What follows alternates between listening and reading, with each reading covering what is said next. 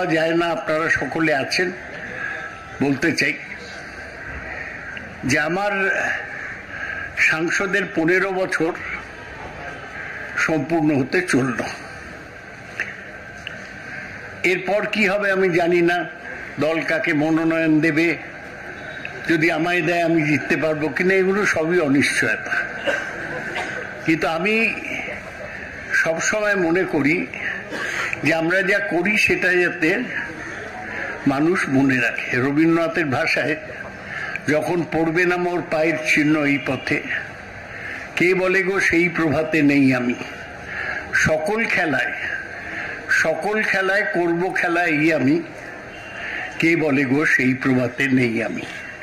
নতুন নামে ডাকবে মোরে, বাঁধবে নতুন বাহু ডোরে বাঁধবে, আসবো যাব চিরদিনে সেই আমি, তখন আমায় নাইবা মনে রাখলে, তারার পানে চেয়ে চেয়ে নাইবা আমায় ডাকলে, যখন পড়বে না মোর পায়ের চিহ্ন এই পথে।